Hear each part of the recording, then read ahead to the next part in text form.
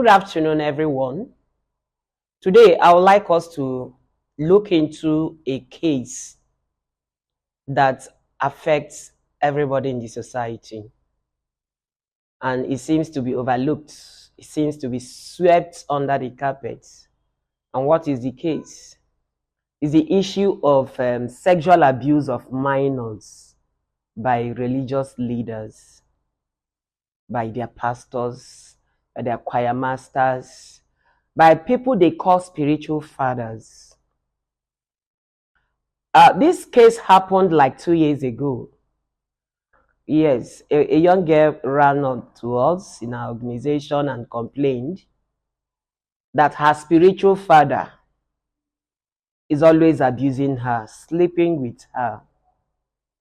And this is a young girl that she and her mother have been living in the church for several issues, health issues, house rent problems, homelessness, and all. Most times they hang around the church to find refuge and succor. Now this pastor now took advantage of that. Each time the pastor will go and tell the mother that there is a prophecy around the girl. There's a prophecy around on the girl's head or something. And the gullible mother will always encourage her daughter to go and hear from the pastor and maybe let them pray and all that. If you are following me on social media, you'll be very conversant with this story. But we have not actually done what we are supposed to do as an organization to ensure we checkmate this kind of occurrences in the spiritual domain.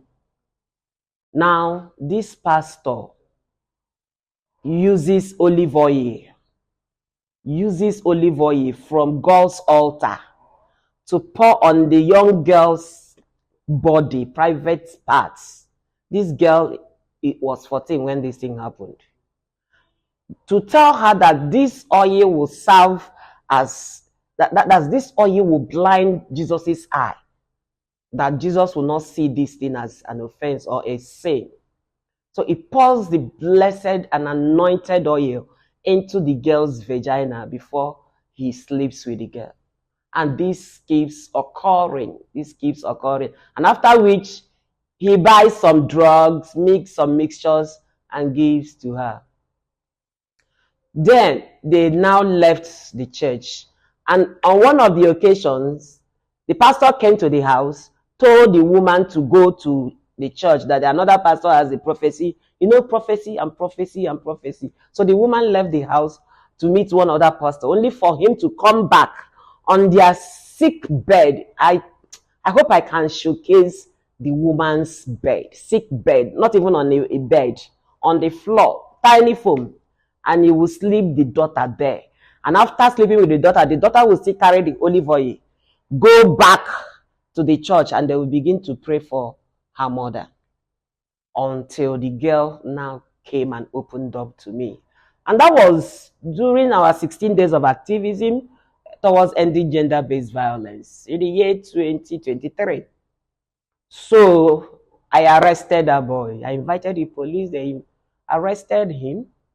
And on getting to the police began to tell him that that we don't have enough evidence to prosecute this matter, so that he begins to deny.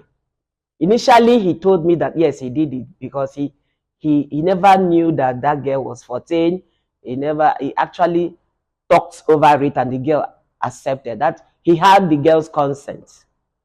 So at a point, he began to deny that he never did it, because the police has encouraged him to begin to deny. So come this year's 16 days of activism, I would like to begin to highlight this issue, because it has been bothering me. It has been bothering me seriously. And one other issue that made me not just to slow down was the death of my dear husband.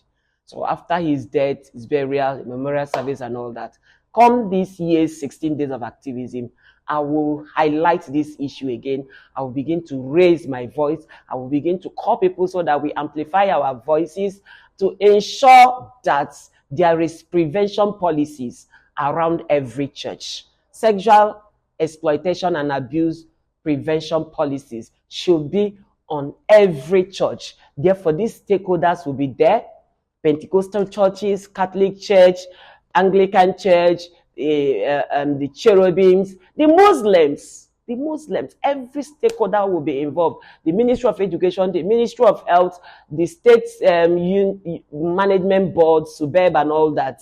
I've been going around disseminating our letters, and this is not a serious, this is a serious issue that we shouldn't just play with. So I would just want to sensitize us that you need to be part of this campaign. You need to be part of this program, so that we ensure that our children are safe, even in the church that's supposed to be a safe haven.